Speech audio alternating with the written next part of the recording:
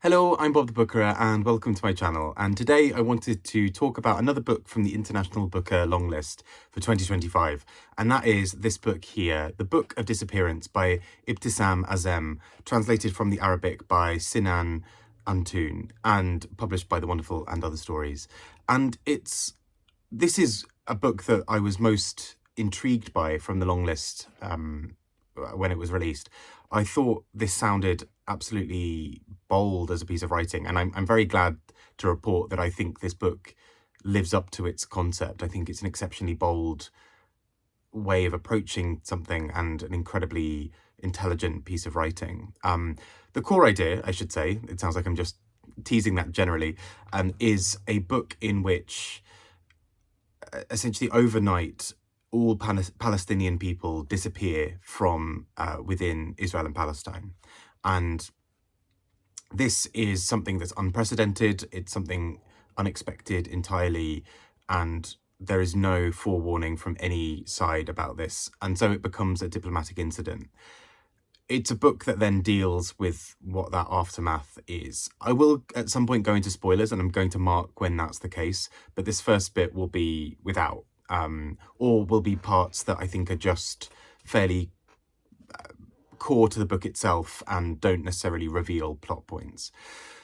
But essentially, as you can tell, that is an incredibly bold concept to start this book with, because immediately, obviously, it engages with Israel, with Palestine. I will be the first to admit I'm no expert in this, but this is a book that deals very heavily with this, but also focuses really interestingly, I think, on a very personal side of this. And the first few chapters of this book are told through the perspectives of a couple of characters, some of whom are more heavily related to a lot of what goes on than others. But particularly we hear from a few people who are themselves Israeli, and we later come back to them after everything has happened, after the disappearance has happened. And it's fascinating to then see how the book deals with their voices versus the voices of government, for example. And I think this book does some very clever sleight of hand in how it creates both a national picture of what is being discussed publicly, what is the big macro political conversation happening here, and what is happening day to day from individuals who maybe know Palestinians and work closely with them, or who have some other kind of relationships with Palestine. And this book, I think, then does some really clever things to engage with that topic and push it further. It's very difficult to talk about parts of this without going into further spoilers, but what I do want to say in the non-spoiler bit here is I think what the book does that's really clever is to take that big political conversation and take years of history and try to do something quite clever with a speculative element. So if, people are talking about political machinations that would make Palestinian people landless, or would kill them, or would in other ways remove their sense of statehood and their sense of belonging, or their connection to the land. If all of that was happening, what would it look like speculatively if that did happen, if it was replaced instead by complete disappearance? How would that change the conversations that are going on? And how would that in many ways reify and further some of the conversations that have already been had? And this book deals with that quite with quite a lot of intent, as you'd expect. I think you can't do this half-heartedly. You have to go in for this sort of thing. And the book is very keen to bring in real moments from history, but also real people from history. And we hear a few times from various politicians in Israel. We hear about certain political moments, but we also have this one figure, Al-Ah, and she is looking at I think, sorry, it might be a man, I think, actually, sorry. But this character, Allah, is looking at the diaries from a grandmother. And this is therefore somebody who was around during 1948 and some of the wider political and historical moments within this. And so I thought this was really fascinating, the way that the book engages directly with that, of having somebody who was alive in that part of history juxtaposed with somebody who is mentioning specifically the words of a politician who says, actually, future generations of Palestinians won't remember this thing having happened. And there is something about the way the book frames those two things deliberately next to each other that I think is really interesting. But also, just as a book, I think this works incredibly well for the level of detail of the world within this. So if these things were to happen, if a disappearance were to happen, how would people respond? What would the day-to-day thing look like in the first hour, in the first day, in the next few hours after that? What would the little changes be that affect things? So we have somebody, for example, who misses a taxi, or can't get somewhere rather, because the taxi driver that he relied on is Palestinian, and we have somebody else who is wanting to go to a certain shop, but that shop is closed because it was staffed by Palestinians. And there are this subtle, small level things of what it means for the people who work in these positions that serve you, but what does it also mean on a humanity-wide level if these people do not exist? And the book, I think, is so intrigued at interrogating that in a way that it took a little while of a burn, sort of slow burn in this book for me to get to what it was trying to do. And then once it hit, I found this really captivating and a really interesting book.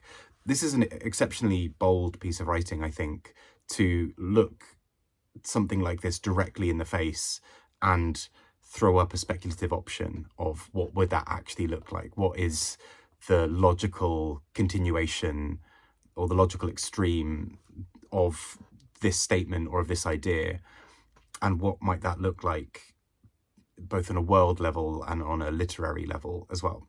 And so with that, let's get talking about some of the spoilers, because it's really difficult to talk about this book without going a bit further into that. And I think what I've said so far sounds spoilery, but these are relatively smaller details compared to the bigger whole. So one thing I wanted to talk about specifically that I think needs spoilers is directly the aftermath of this disappearance. And I mentioned it a bit in the earlier part of this video, but I think it does some really interesting things with this. So, for example, what we see straight off the bat with people disappearing is the media landscape immediately trying to respond to this. Because, you know, naturally, if a whole group of people disappeared overnight, in any variety, in any country in the world, it would be national news, and then it would make international news. And what we see immediately is that people are quick to say, well, you know, I bet those people all had a plan to do this overnight and to really screw us over by refusing to come into work. And originally this is spoken about in the book as a strike, that this is a group of people, the Palestinians, just by themselves deciding to strike and refuse to do anything within Israel.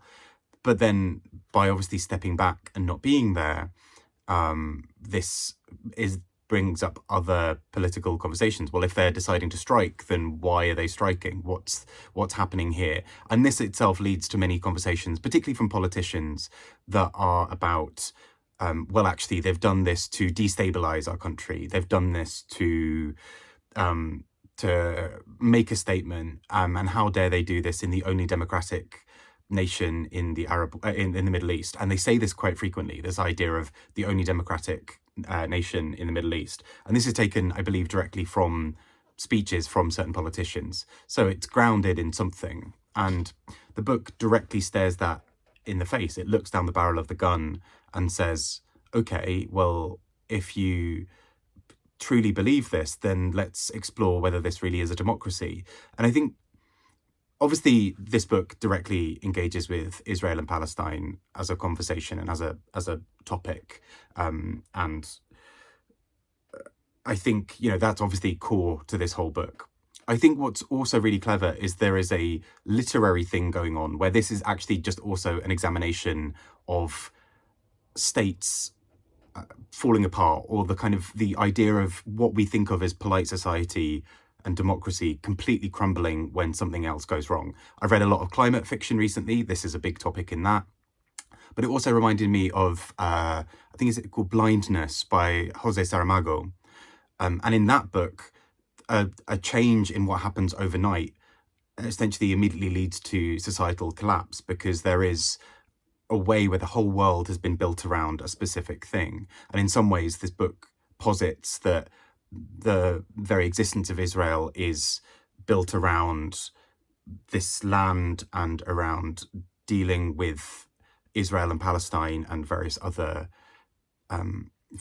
topics and peoples and conflicts. And so the book essentially exposes that. It digs a little tunnel underneath this idea of what democracy might be, and says, well, actually, if this huge thing were to change overnight, what would that look like for democracy? And actually, immediately we see the government saying things like, well, this is a strike, but then also maybe it's not this, maybe it's this other thing, and seeming to contradict themselves. They put in a state of emergency, and that state of emergency seems to contradict this very idea of it being a democratic state.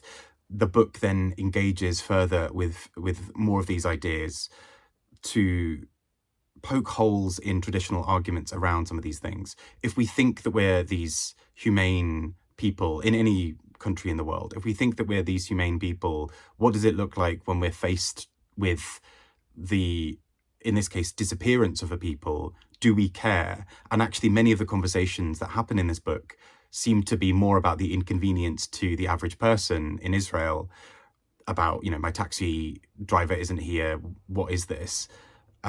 Or to say things like, well, the problem, quote unquote, is fixed now. Why are we complaining? Actually, all of our life has been about this conflict, and now the conflict has gone.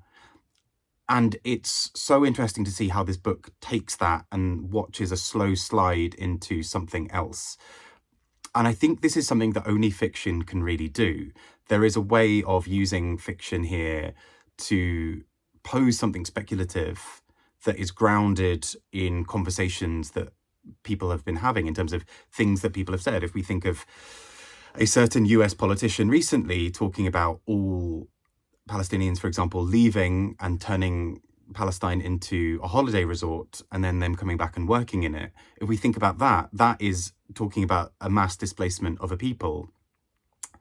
And to do so is somehow, this is written as fiction, but there is something happening here with life imitating art of that very topic. And so actually, if we do think of ourselves as humane people, as the book wants to argue that we are, then what does it look like if we so readily accept dehumanization or a disappearance in this way? If we see a disappearance as being an easy solution to a problem, and again, solution and problem, both in very heavy inverted commas there, then what does it mean? Who are we if we readily accept this? And I think this is where the real success of the book is. And I mentioned the grandmother figure earlier, and her diaries serve as a really interesting counterpoint in this book. The book ends on a somewhat of a cliffhanger. We are given an indication of what might come next. Is there a sense that this is a temporary disappearance and people might come back? But this is particularly rooted in talking about the Nakba, and particularly everything around 1948, and talking about this in depth of this grandmother saw all of these things happen and she remembers. And as long as people from her generation are around, this is not just an historical time or a thing written in a book that can be erased or can be changed. This is living memory. This is living history. And what does it mean to still have that existing within the world?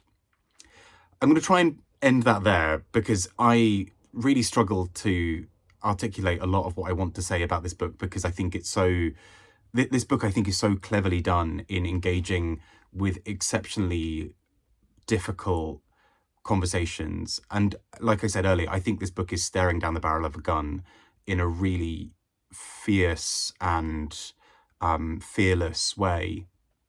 And I think this is what literature can really do. I think the probing nature of this book is so vital. And I think I would encourage people, regardless of where you sit around Israel, Palestine, or various other things, to still engage with this book, because I think what it is trying to get at is also a wider conversation about humanity as a whole, and about memory, and about history and people and belonging. And I think it's really clever for what it does here. So yeah, really eager for other people to read this and share thoughts with it, because I think this is an exceptional book, and I hope I've done some level of justice to how intelligent I think these conversations are within the book itself. I've been Bob Booker, talking about this book. Speak to you all soon. Take care. Bye-bye.